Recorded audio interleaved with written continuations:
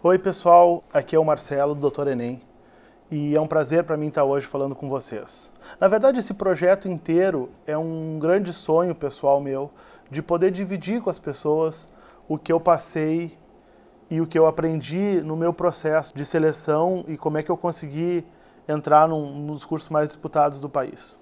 Esse canal e esses vídeos e tudo que a gente está trabalhando, na verdade, é tu que está em casa aí que é o personagem principal dessas coisas. Isso aqui tem que ser feito, esse projeto todo, para que você atinja resultados no seu exame que você nunca achou que poderia atingir. E é isso que eu espero conseguir. É importante a gente sempre se conectar com os valores das coisas que a gente faz. E hoje a gente vai falar sobre coisas muito importantes para a tua preparação, coisas que eu acho que vão repercutir não só na tua preparação para o Enem, e em tu ter uma alta performance, e tu atingir uma nota que tu merece, mas mais do que isso, eu espero que isso tenha repercussão por toda a tua vida, como um profissional, como alguém que entra num curso e como alguém que, um futuro médico talvez, colega meu ou em outra profissão. Hoje a gente vai falar de um assunto muito bacana, muito complexo e que mexe com coisas emocionais que a gente tem que superar para ter alta performance.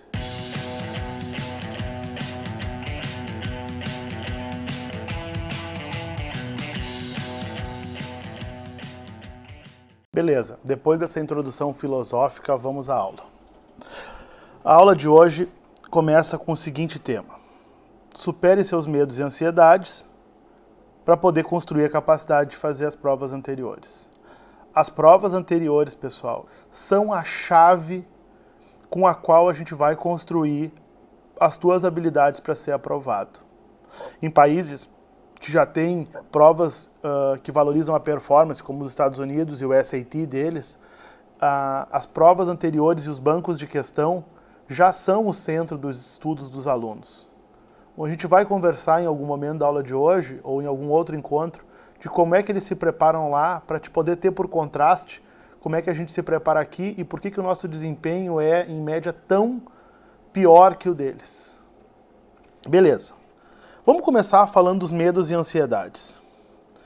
Pessoal, assim, ó, ter medo e ter ansiedade, ele não é privativo dos jovens adultos, dos adolescentes, das pessoas que estão fazendo o Enem.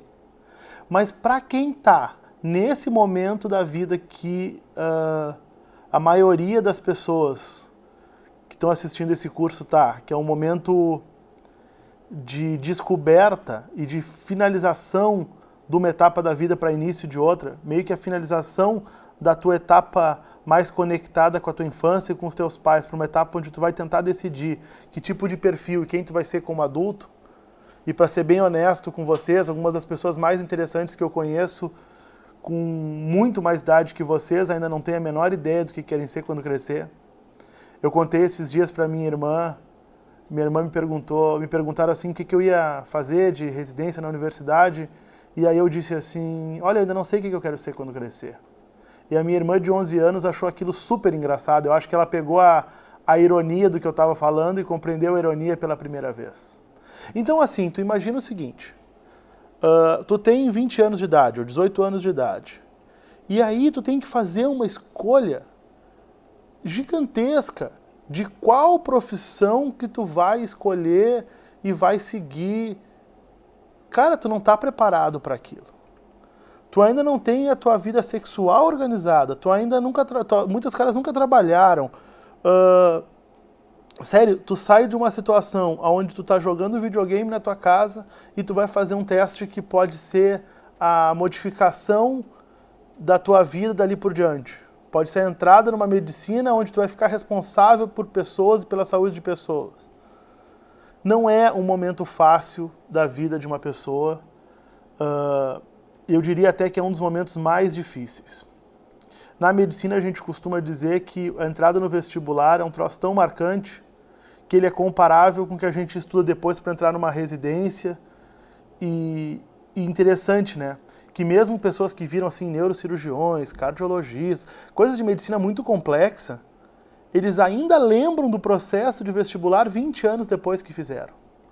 Se não fosse uma coisa tão emocionalmente desgastante, certamente essa memória ia ter se perdido no ar. Então a primeira coisa que a gente tem que entender é o seguinte: tá com medo, tem um certo nível de ansiedade, tá angustiado com o que vai vir, com decidir parte do teu futuro e com decidir grande parte do trabalho que tu colocou, não só, e eu gosto de frisar isso também, não só no cursinho, mas para o trabalho que tu colocou em toda a tua formação no colégio, anos e anos de prova, de PPP, de professor.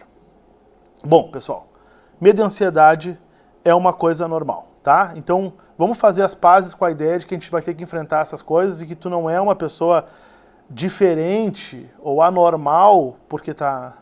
Aí vem uma coisa bem médica, pessoal. Os pais de aluno me procuram porque eles acham que o filho deles, porque está ansioso, porque não consegue dormir, porque está tendo dificuldade de coping, né, de lidar com tudo que está acontecendo, ele não é normal. Pessoal, esqueçam isso, sabe? Se os pais de vocês estão nessa vibe, vamos educá-los, né? Todo mundo tem traços de personalidade de tudo. Traços de obsessão, traços de depressão, e a gente chama traços na medicina porque isso não são coisas patológicas, são coisas da personalidade do ser humano. Quando a gente faz os cursos de psiquiatria na medicina, a gente diz, eu tenho tudo isso, eu tenho todas essas doenças que eu vejo nos meus pacientes. Não, tu não tem as doenças, tu tem uma personalidade complexa com todos aqueles traços de coisa. Mas daí aquilo se tornar uma coisa que te paralisa, e é isso que a gente não quer, porque a gente está falando de desempenho, então a gente não quer ser paralisado pelas nossas emoções, bom, aí vai um rio inteiro tem que correr por debaixo dessa ponte. Beleza. Uma coisa que os alunos fazem muito e que atrapalha muito a preparação, e aí eu vou para a minha história, mas eu também vou conectar com a história de todo mundo, tenho certeza que tu vai te identificar com isso, é que a gente pega esse problema que a gente tem que enfrentar, ou seja, o Enem, no caso. E a gente, em vez de enfrentar esse problema, a gente coloca ele na prateleira.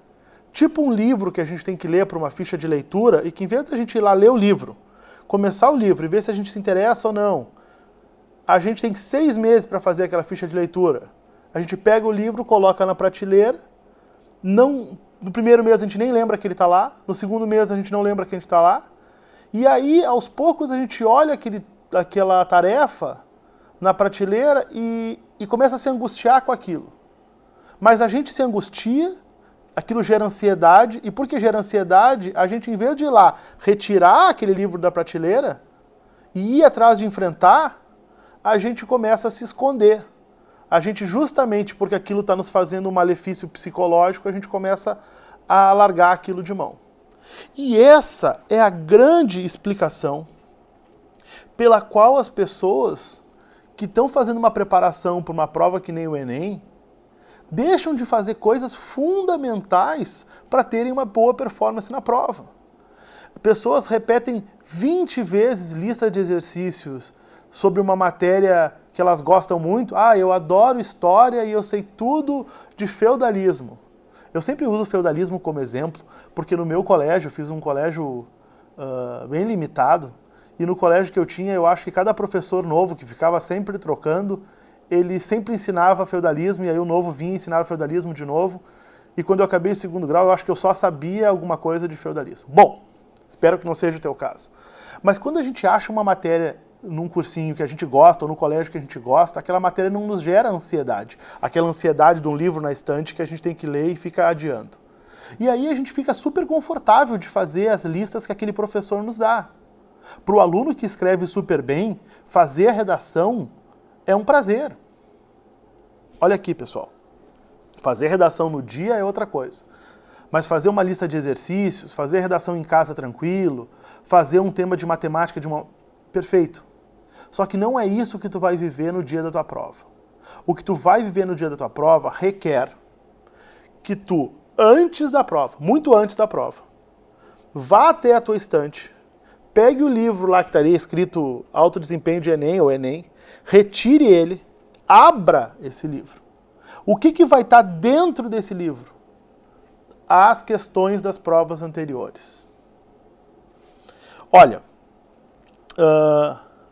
o que acontece? A gente vai ter medo e ansiedade quem está passando por um processo desse tipo. Como que a gente vai lidar com isso de uma forma produtiva e que vai fazer a diferença?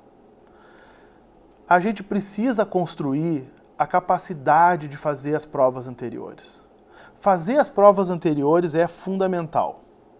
Eles são o grande instrumento para que tu consiga compreender mais profundamente e internalizar o exame que tu vai fazer. E aí, como isso me parece tão óbvio, e é óbvio para todo mundo que eu converso, e foi óbvio para todos os alunos da medicina que eu perguntei, esses alunos da medicina, eu tive a oportunidade então de passar o curso com eles para ver o que eles agregavam, todos eles dividem comigo a ideia de que as provas anteriores são a chave para a sua aprovação.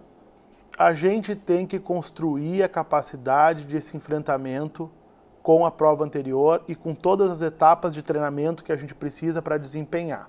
Senão a gente vai continuar estudando conteúdo, priorizando conteúdos que são mais tranquilos, a própria ir para a aula e assistir uma aula de cursinho, onde tu não tem nenhuma responsabilidade de desempenhar nada, tu pode sentar, relaxar e ouvir o professor, é uma atividade muito, embora às vezes um pouco tediosa, é muito mais tranquila e não tem nada a ver com o que tu vai precisar fazer para passar na prova. Passar na prova e dar alto desempenho no Enem significa tomar as rédeas da situação.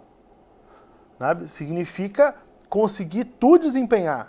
Tu é quem vai estar no palco. Imagina que tu passa um ano vendo o cara no palco te explicando coisas e chega o dia onde tu tem que ir pro palco mostrar o que tu sabe.